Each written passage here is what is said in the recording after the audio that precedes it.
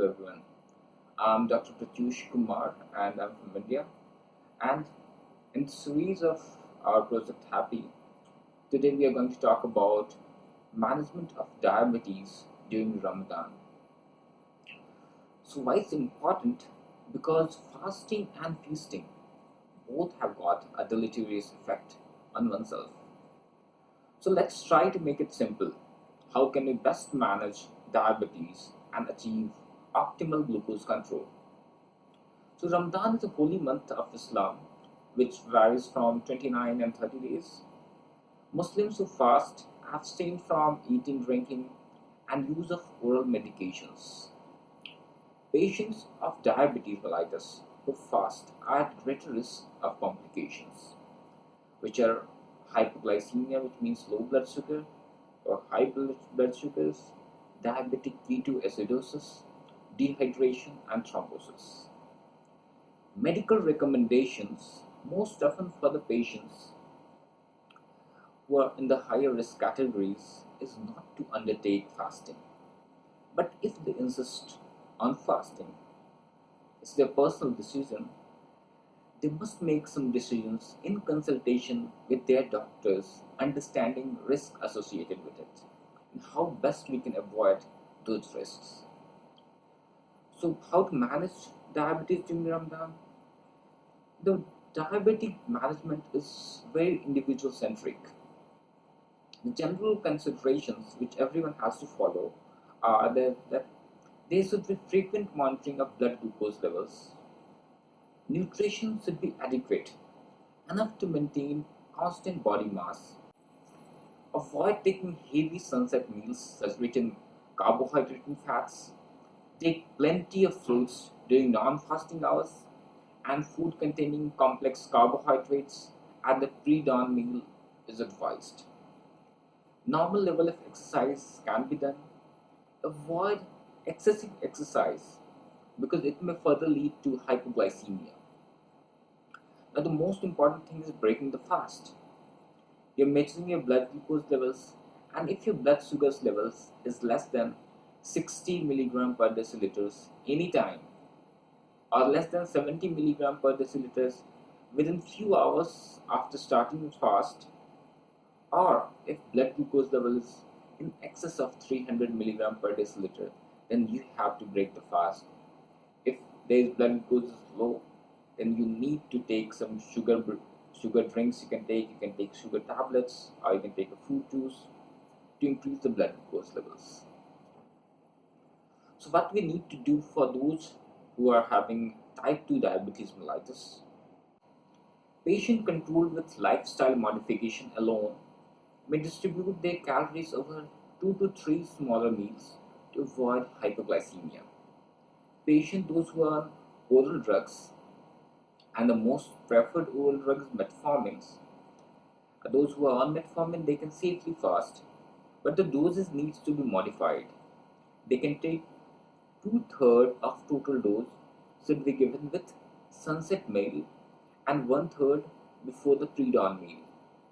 5-glitazone group of drugs are not independently associated with hypoglycemia, but they can't be substituted for for any other oral hypoglycemic agents because usually they take 2 to 4 weeks to exert its effects. Sulfonylureas group of drugs, which includes glimepiride, glyburide, glipizide, gliclazide, are not recommended in view of their hypoglycemia risks. Gluconides may be taken twice daily as it is short acting. There are another group of drugs which include DPP-4 inhibitors, which comes by the name of gliptins like vildagliptins, linagliptins, sitagliptins, and teneligliptins. It can be taken. There is very low risk of hypoglycemia associated with these group of drugs. Alpha glucosylceramide inhibitors, which includes acarbose, miglitol, and voglibos, can be also taken. But it should be always kept in mind that these group of drugs do have their gastrointestinal side effects. And the most important thing of those patients who are on insulins. The current understanding is that basal bolus regimen is preferred protocol of management. It is thought to be safer with fewer episodes of hyper or hypoglycemia side effects. Continuous subcutaneous insulin infusions, which is called as insulin pump management, is an appealing alternative, but it is quite costly. One long or intermediate acting insulin injections along with short acting insulins before meal can also be used.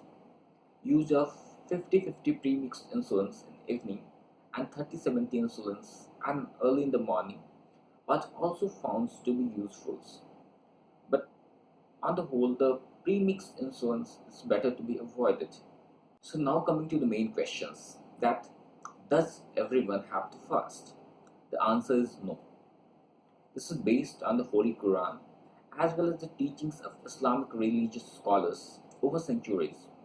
The Quran states that there are groups of people who do not have to fast, especially if it puts their health at risk.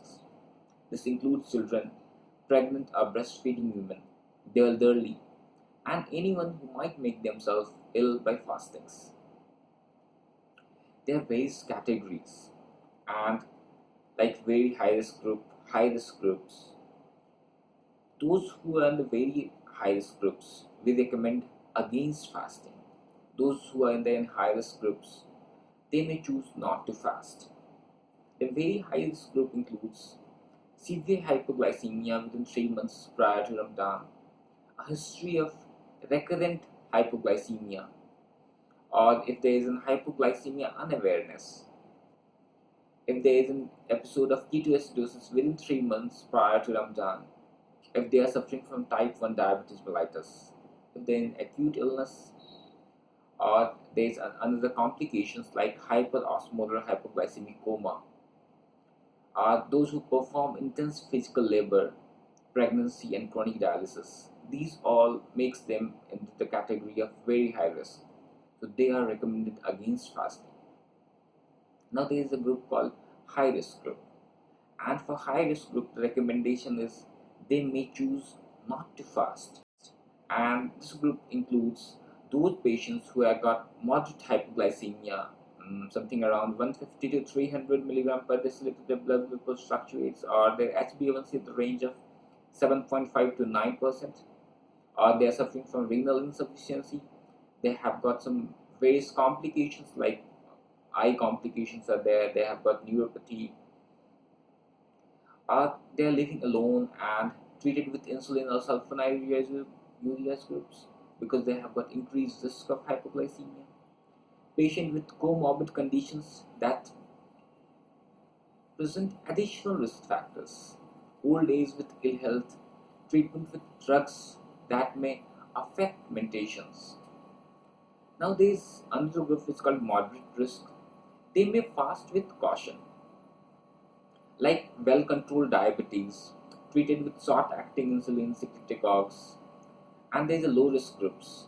They may choose to fast, and they include well-controlled diabetes treated with lifestyle therapy, metformin, acarbose, thiazolidine group, and other incretin-based therapies. So there are some recommendations for prevention of hypoglycemia during Ramadan. It's very important. If you get a hypoglycemia, like if you're checking your blood glucose levels and you're finding it less than 60 milligram per deciliter or less than 70 milligram per deciliter within the few hours of starting the fast, then the first thing you have to be very cautious that you have to break the fast. And you have to monitor your blood glucose levels regularly. You have to consult with your diabetic doctor, and you have to adjust your diabetic regimens. Avoid skipping the pre-dawn meals, avoid enormous physical activity during the fasting periods, and adjust medication dose according to your needs. So lifestyle changes after Ramadan is very important, because what happens that end of Ramadan is followed by a 3 days festival known as Eid al-Fitr.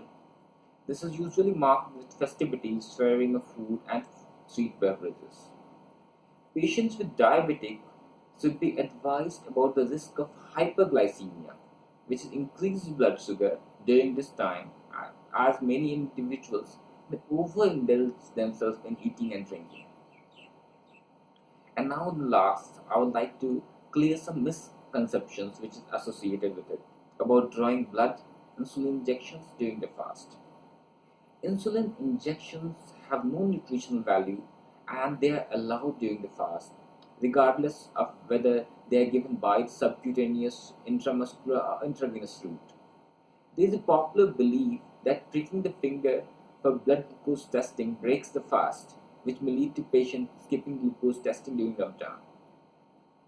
Again, patients and family members should be educated. Puncturing the skin with glucose monitoring devices are allowed. Thank you and wish you all a very happy Ramadan.